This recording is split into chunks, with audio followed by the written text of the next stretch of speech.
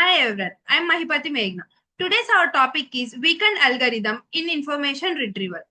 Let us walk through the PPT.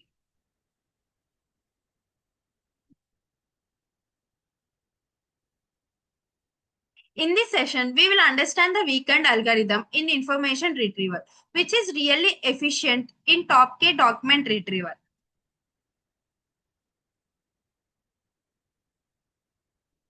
In this session, we will know why weekend, what is weekend, weekend algorithm explanation with a numerical example, and also the conclusion.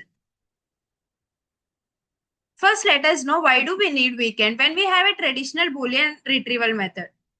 As we know, traditional Boolean retrieval has only two modes, that is and or, and requires all the query terms, which is too strict, whereas or requires only one term, which is too broad, right? Weekend allows partial matches while avoiding the unnecessary scoring. It also balances accuracy and efficiency for top K retrieval. What is weekend?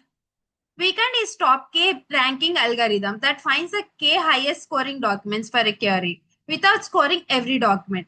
But how does the weekend algorithm do this? With upper bound. So weekend algorithm uses upper bound estimates to skip up promising documents early. Let's walk through the algorithm. At first, we get the posting list and score the upper bounds. And then we initialize a minimum heap of size K and initialize threshold to 0. Then we select the smallest document ID among all the pointers as candidate. Now we estimate the candidate's maximum possible score using the upper bounds. If that is less than threshold, then we skip it. Else, compute the actual score using TF-IDF or BM25. If the score is greater than threshold, then we insert it into a heap and update theta. But how many times will we do it? Until we repeat it until all are done. Let us know this about this more briefly using a numerical example. Let's take a query of apple, banana, and mango. And here our goal is to find the top K results using weekend. So here the K is 2. There are 4 documents D1, D2, D3, D4, and here is the data present in the documents. The very first step we need to do is compute the frequencies. As we can see, total number of documents n is equals to 4. They are D1, D2, D3, D4. And now we find the terms, unique terms, they were apple, banana, mango present in these 4 documents. And then we will find in which documents they appear and also corresponding frequency. Here we can see that the frequency of apple, banana, mango is 3. That was same for all the terms in our case. And the step 2 is to compute TF and IDF. Here we can see the formula of TF, whereas TF of ij is equals to 1 plus log of f of ij to the base 2, where TF of ij is the term frequency for term I in document J, and Fij stands for the raw frequency count of term I in document J. Here we can see the TF of every term in that particular document. For apple in document D1, it's 2.0 and so on for every term. And the next step is to compute IDF, which has a formula of log of 1 plus n by ni to the base 2, where n is the total number of documents and ni is the ni is the number of documents in which the term is present. In our case, it is same for all the terms. So IDF is same for all the terms, so we calculated it only once. And the next step is to find the TF-IDF matrix using this TF values and IDF values.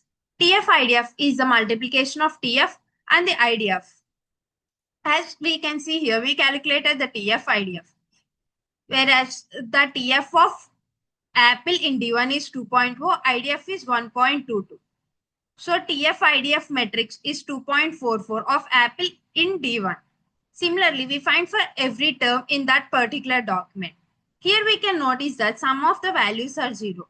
It represents that that term is not present in that document. And the step 4 is to find the postings list. In this posting list, we find the doc ID in which that term is present and also its corresponding score. Here we can see apple is present in D1, D2, D4 with a score with a scores of 2.4, 1.2, 1.2 and respectively. Similarly for banana and mango. Now we find upper bounds for every term. Here we can see apple contains score of 2.4, 1.2, 1.2. Here the highest was 2.4. So upper bound of apple is 2.4. Similarly for banana, the upper bound is 1.2. For mango, the upper bound is 2.4. And the step 5 is to apply the weakened execution. At first, we will initialize the D1 to apple, D2 to banana, D2 to mango, and an empty heap, and initialize threshold to 0. At iteration 1, the terms are less than or equals to D1. Then apple is D1, banana D1. Then the sum of upper bounds is 2.44, 1.22 for apple and banana, which is 3.66, which is greater than threshold. So we evaluate D1. The score of D1 is sum of upper bounds of apple and banana, which is 3.66. Now we insert this 3.66 into the heap and update the threshold to 3.66. Now we advance apple to D2 and banana to D3. This iterations continues for pivot is equals to D2. As we can see here, sum of upper bounds is 4.8, which is greater than threshold.